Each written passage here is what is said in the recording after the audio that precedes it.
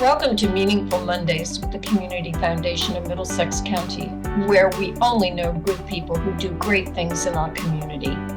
Whether you are a volunteer, a donor, or a nonprofit organization, each episode of Meaningful Mondays will celebrate you, our friends and neighbors who have a deep passion for and commitment to improving the quality of life for all in Middlesex County. So let's kick off the week with great conversations with remarkable people, businesses, and nonprofits making a difference right in our own backyard.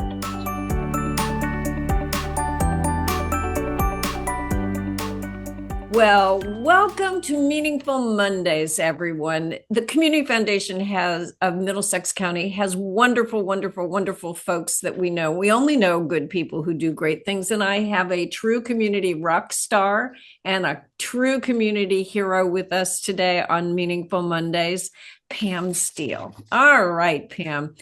I don't know how you do it. So what we need to do is figure out the magic formula. You're an entrepreneur. So the magic formula of how you have expanded 24 hours into 72 hours in a day. How have you done that? So, and let's give some context to that. So I want you to brag about your background. I want you to brag about your wonderful shop. There is a wonderful client of yours and brags about all the wonderful yarn that you have.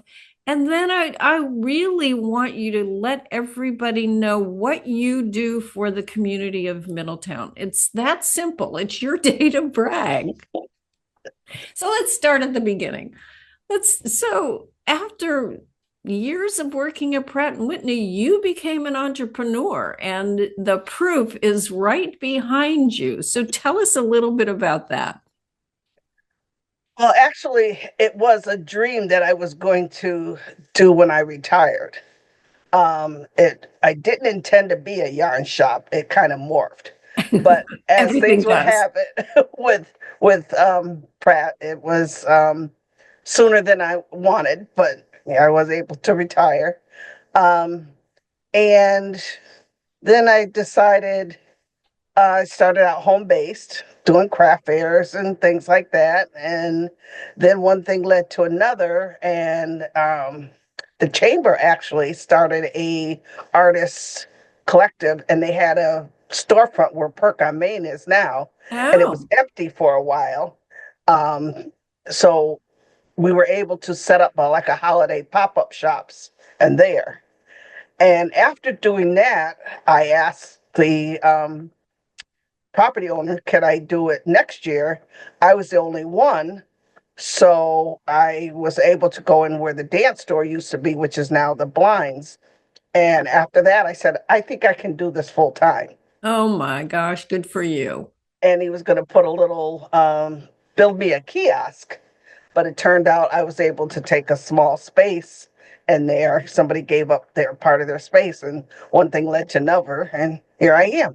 Well, but tell everybody where you are and what the name of your shop is. Okay. It's Pamela Roose, Specialty Hand Knits and Yarn. I'm at 88 Court Street. My name is derived from my first name and the first part of my husband's name, because my daughter thought it should sound like a designer. Oh, there. Oh. Which is Roosevelt. So Roose or Roosevelt or Roosevelt, however you want to pronounce it, but we pronounce Pamela Roose. Mm-hmm. You must have so much fun doing what you do, because you really help a lot of people. Tell us about the profile of the regular client, if you will, if there is a regular client. Well, interesting. You have your core, which is about, right, I'd say 40, 45 and up. But what I'm seeing is more and more younger people, especially college students, but there's a surge with teenagers. Oh. So I'm seeing more younger people coming in that are high school age and junior high school age, that are starting to crochet. And just interestingly enough, there was a segment on the news about Old Saybrook has started a crafting club where they're crocheting and knitting, and how it's great for them because they put their phones down and they're conversing and coming to like common ground and having like really good conversations. And it's a place for them to just come in and kind of wind down from all the distractions of the of What social media. a wonderful idea. What a wonderful idea. And so in your shop with seeing more teenagers come in, what do you attribute that to? I hate to say it, but I'm finding that some of these kids are stressed. Yep. Um, it's a shame, but they have a lot of anxiety. And some of them is just, they think it's pretty cool. They see a lot of influencers are now Oh, on, okay. TikTok and social media, and they're crocheting. And I think a lot of that is attributing to it. Patterns and things have changed, so a lot of them are geared to younger people as Okay. well. So I think that's kind of there's a resurgence Oh, I think in that's this. it's fabulous. I never thought about, I never drew the line between crocheting and you have to put the phone down. So thank you for that. And I do remember we talked once during the pandemic, and you also said that a lot of men are taking up knitting. Yeah, I have a lot of young men actually. I just had an older gentleman come in the other day. He's making crocheting a baby blanket for his new granddaughter, which I thought was the sweetest thing. Um, but a lot of them are doing it. Some of them have had heart attacks or strokes, and the doctors told them they had to learn how to knit or crochet or any needle arts because it really does focus you. It calms you down. You so engrossed in what you're doing, you're not thinking about Right. anything else. Some people have come in because they're starting to get arthritis in their hands, So the and manual it's a good dexterity. thing. Yeah. Yes, so it helps with that. There's so many health benefits to the needle arts that people don't even realize. So it's not what it used to be. It's not your granny's hobby anymore. So there's been a lot of studies and posts in New York Times and magazines about the health benefits of the needle arts. Well, Pam, I'm giving you a new title. Dr. Pam, to the rescue. If you're stressed, ladies and gentlemen, tell us where we should go. Tell everybody where they should go right now to your shop. 88 Court Street, right? 88 Court Street, Middletown, Connecticut.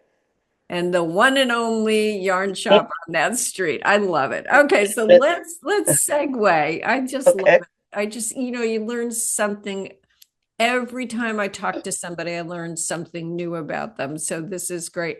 I will tell you, I tried knitting once and it was just not a pretty sight. So you may come to my rescue on that.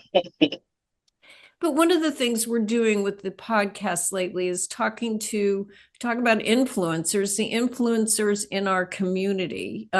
We've talked to a lot of folks who head up companies, small businesses, who are volunteers, and really want to dig beneath why they do what they do. Because I mentioned you have 72 hours in a day and you do so much.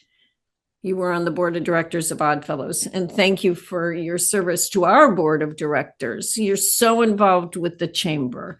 You're the Freedom Fund chairwoman of the Freedom Fund Committee for the Middlesex County branch of NAACP. That's a long sentence. But you also serve as the Mercy Alumni Association. I've got more bullets on my sheet here, but I'm gonna turn it over to you.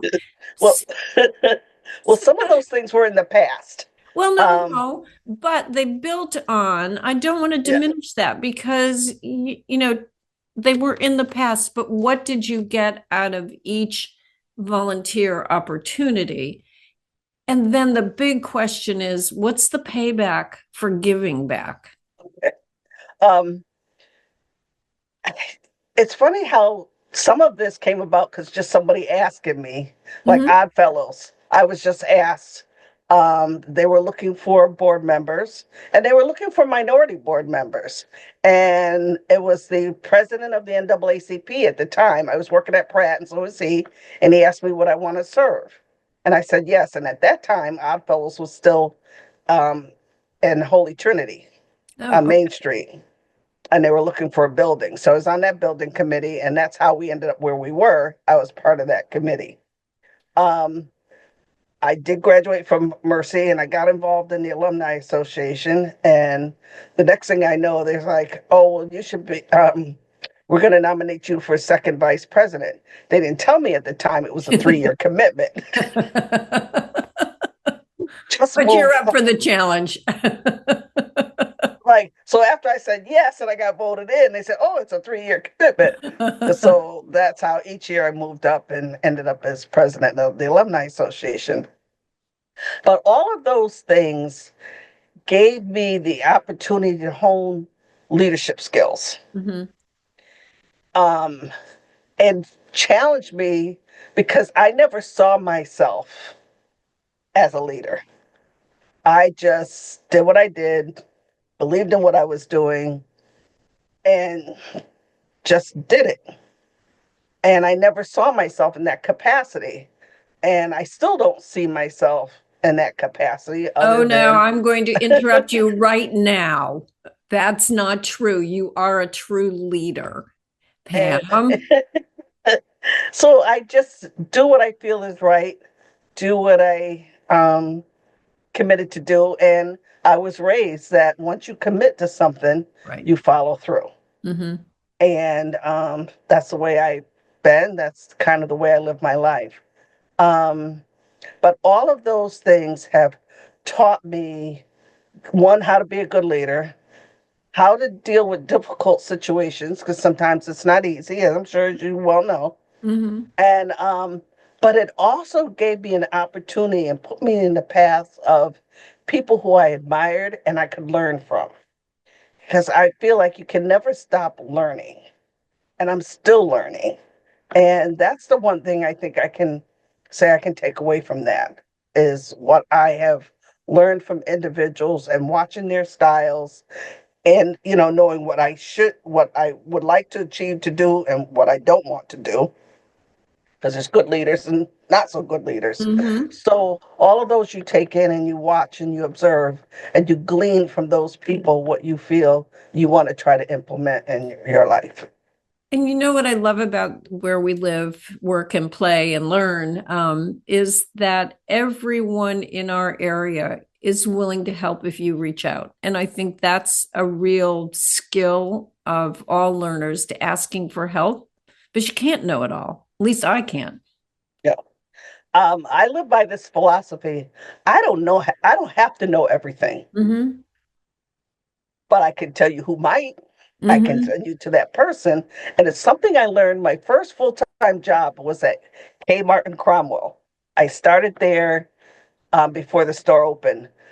But as I worked there and people were looking for different sections of the store, and I would direct them, and they say, you know everything. And that's when I realized, well, you know where everything is. And that's when I realized I didn't have to know, I just knew where to send them.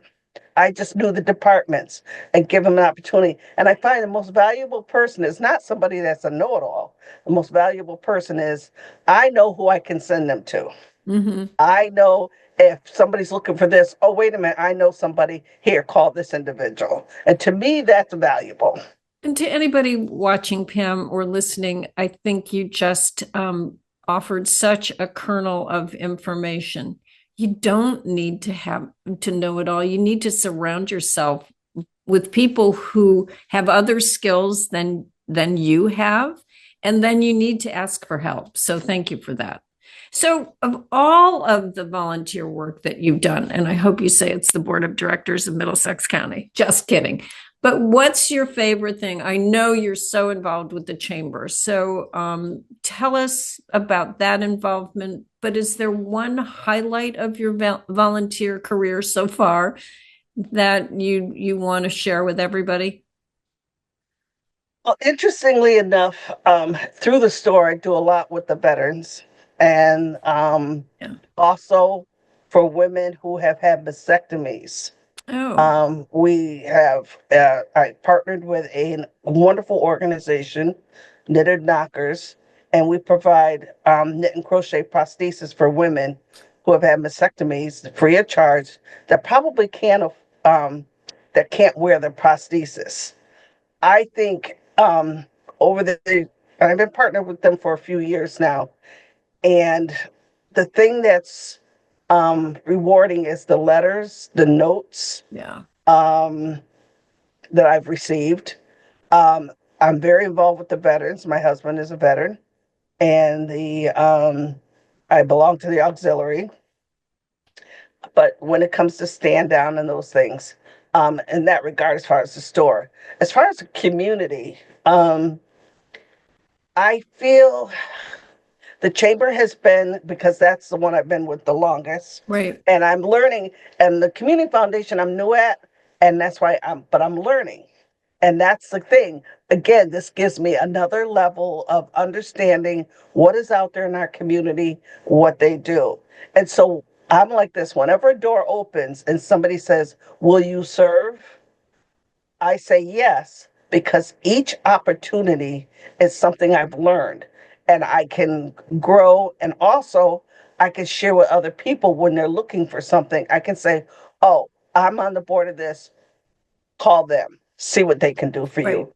Right. And understanding we have Middlesex County is so great because we do have so much. We Oh do have my. so many services, and people really don't know. We don't do a good enough job of letting people know what is out there and who can help. And so, if I can be, again, that person that doesn't have to know it all but knows who to go to, that to me You are is the invaluable. best ambassador. You really are. And I have to share with everybody, I loved at one board meeting when we shared the picture of the wheelchair that gives people with disabilities access to trails that they never would have been on. You were the one who went, that's what we do. That's what it's all about. So thank you for that. We love your enthusiasm. So, sometimes people go, well, I'm too busy. I can't do it. I mean, you've given all the rewards of that, but what's your advice for business owners, other businesses? You're a one person show, but for people who might have two or three employees or a few more, what do you think they get by giving back? Um, People want to support businesses who are giving back to the Right. community. That's number Mhm. one. Number two, and and I'll honestly say it's a frustration on my part. It's very easy to complain. Mhm. Yep. And, but, and I'll go back with parking a few back years ago when there was all the issues, and myself and another business owner kept going to the meetings, and we were like the representatives. But then we needed support for some of these same business owners to come to the meeting. They didn't have to come to everyone, but come to a meeting, and no one showed up. My frustration with that is it's important. If you're running a business, we can sit and complain all the time. But if you don't at least show up at least once so that our leaders know that we're concerned about this issue, we need to be there at the table because the decisions that are made affect our businesses. And I did not realize how much politics plays into the business. So instead of me complaining, and it's exactly how I got involved in the chamber, instead of me complaining, well, you know what? If I want change, then I have to be at that table. I have to speak up. I have to be there. I have to see what's going on. I have to hear what's going on. Maybe I'm living in my own little bubble and that's all I see. Well, I want to hear from everybody else. And Yeah. that's what's important. Well, and one person does make a huge difference. And I think you're absolutely right. Be the change you want to be. I think I'm borrowing somebody's quote poorly, but but you know what I mean. It's like, yes, don't complain, try to find a solution, collective solution to make everybody happier. So, Pam, words of wisdom. Okay. Entrepreneur, partner with, and thank you for doing what you're doing for the ladies who have had mastectomies. That's really so incredible. That's one thing I didn't know about you. So I'm glad I asked. Um, Champion of giving back. What question should I have asked that I didn't ask? Is there anything? Um, You can say no. no, I don't think so. You know, I it's funny, I didn't realize how much of a community-oriented business. And one thing about what I do is very social or can be very solitary. Depends. Um, but I never realized when I had people walk in the door and they say it's so warm and inviting. And I'll share with a few anecdotes. Person came in, didn't knit or crochet, walked in my door and said, I just came for the court. I just got a divorce and I saw your store and it looks warm and inviting, and stood there for 45 minutes telling Oh, me their marriage history. oh my gosh. I've had women come in who have just lost a spouse in a matter of weeks and break down and cry. I said, if these walls could talk, um, and I've pet set for someone who couldn't take their emotional therapy dog into court. And she just said, this looks warm inviting. Can you watch my dog for me? So, Um, okay. So, so, community but I rock star. left. Go ahead. One more. Come on. I don't know. Well, and I don't know. I'm also a church musician. I don't know if you know that about me. No, I So, did. You okay. and the organ, right? Yep. Yeah. Yeah. So, um, but, um, this is, and what I've created here, and I will say in a little way, I have to pat myself in the back because I feel like I've created a sense of community here, even You though have. people are in and out. Um, I try to greet everybody that comes in the door. Some days I'm going through some of my own stuff, and but um, I want it to be a sense where people can come and walk in the store and see all the colors, all the fiber, and just whatever issues they're having, that they can leave them at the door and for a few minutes be in a happy place. There you go. Well, okay. So now I'm going to add to your titles. We have Dr. Pam Steele, who gets rid of stress, community rock star, community rock star 2 because you're a musician, and community hero. So I'm sure I could come up with many more. But so then now I have one last question. So, you do so much. What are you looking forward to in the next month or so?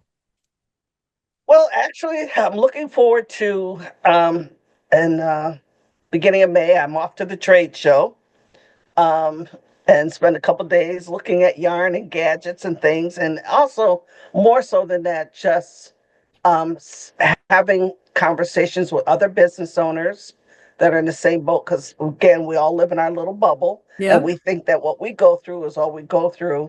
So it's nice to be with that community, and then from there, because that's in Chicago. My daughter, who lives in Chicago, we're going to be flying out of there to New Orleans, Uh, and spending a weekend there with my sister and my other daughter and granddaughter for Mother's Day weekend. oh my God. So that's right now what I'm looking forward to, Of course. because it's something I've always wanted to do, is just spend Mother's Day with my girls, and so I'm looking forward to that.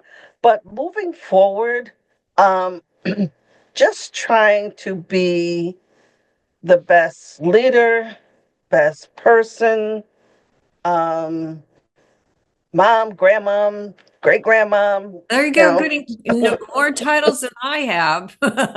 So, but just continuing to serve my community in the capacity I'm doing, and hope that I make Middletown proud.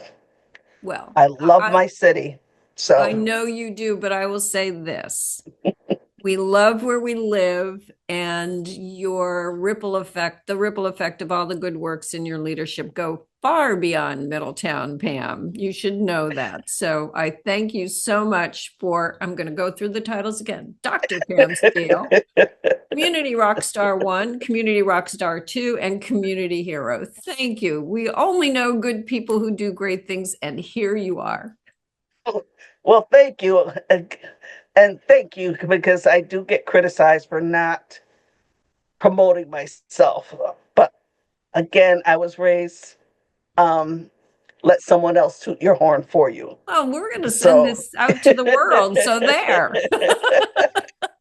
Your mom will be proud.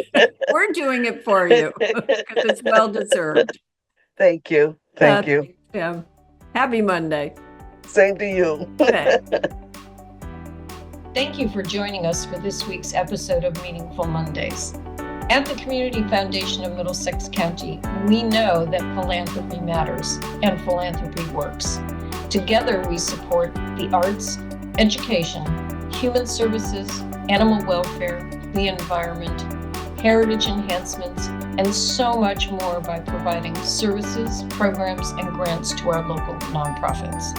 We invite you to learn more and share your passion with us. Visit us at middlesexcountykcf.org or contact us at 860-347-0025. Together, we can make great things happen.